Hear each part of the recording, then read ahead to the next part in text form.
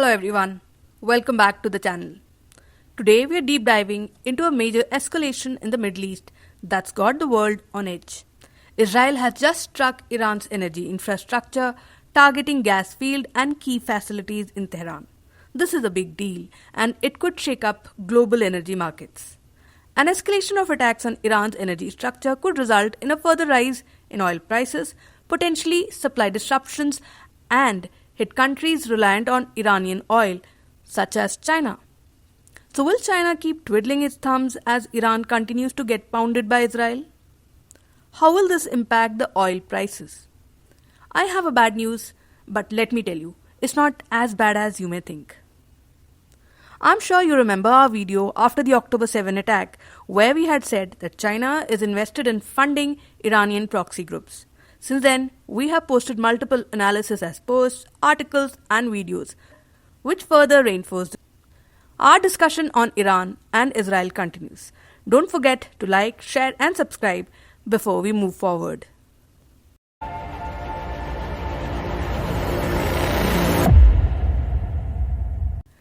On Saturday, Israel launched a bold attack on Iran's South Pars gas field, the largest natural gas reserve in the world, located offshore in Iran's Bushehr province.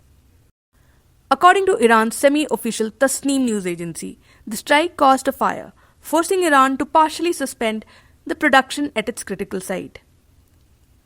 South Pars is a powerhouse supplying about two-thirds of Iran's natural gas, which is mostly used for domestic needs like electricity and heating. This field is so huge that it's shared with Qatar, where it's called the North Field. While the damage isn't catastrophic yet, experts warn that further strikes would cripple Iran's ability to tap into its vital resource. That's a big hit to Iran's economy, which is already under pressure from the sanctions. South Pars wasn't the only target. The Shahran fuel and gasoline depot, one of the city's largest, was struck, possibly by Israeli airstrikes and even Mossad's operatives on the ground sabotaging the facility. This depot holds enough fuel to supply Tehran for about 3 days, so any damage here could spark a fuel crisis for millions of Iranian residents. On top of that, Shahr-e refinery, a cornerstone of Iran's domestic fuel production, was also targeted. This refinery is critical for keeping Iran's economy running, and hitting it is like striking at the heart of the country's energy structure. Oil prices spiked over 7% on Friday when fears of these attacks first hit the markets, even though Israel did not target Iran's energy sites on day one. Why? Because South Pars and Iran's refineries are critical not just for Iran but also for global energy stability. Any disruption here could ripple across the Middle East, especially since South Pars is right next to Qatar's gas field. Here's where it gets tricky. Saudi Arabia, UAE, and Qatar have reportedly urged Israel to avoid hitting energy infrastructure. Why? They're worried about the retaliatory strikes from Iran that could target their own oil and gas facilities. For the US, attacking Iran's energy sector might be a red line, as it could drag them deeper into the conflict. Iran's already hinting at drastic measures like closing the Strait of Hormuz, a critical choke point for global oil shipments. Strait of Hormuz is a narrow waterway carrying 20% of world's oil. If that happens, we are talking about a full-blown energy crisis. Israel might get its sights even on bigger targets, the Khag oil terminal, which handles 90% of Iran's oil exports, mostly to China. The Abadan refinery, which powers 25% of Iran's domestic fuel needs, and the Mashhad oil terminal is a key distribution hub. China, the world's top crude oil importer, relies heavily on Iranian oil.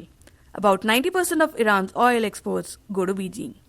If Israel keeps hitting these sites, it could choke off China's supply, sending shockwaves through global markets.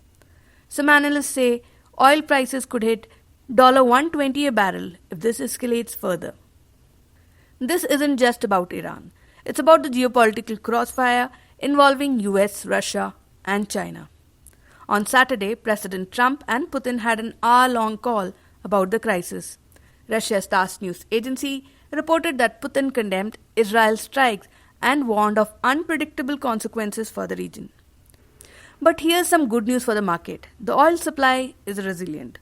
OPEC, led by Saudi Arabia, has spare capacity of up to 5 million barrels per day, enough to offset a loss of Iranian oil. China's massive oil inventories also provide it a buffer. Small Chinese refineries called teapots, Shandong province, buy this oil at steep discount, sometimes at as low as $10 or $17 per barrel, way cheaper than the global prices. These teapots have little exposure to the US financial system, making US sanctions less effective. Still, if Iran's infrastructure takes more hits, countries reliant on its oil, like China, could feel the pinch.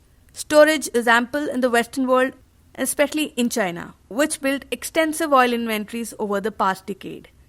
Petronations such as Saudi Arabia also have plentiful spare production capacity. So I can say the world will manage without great spikes in oil prices.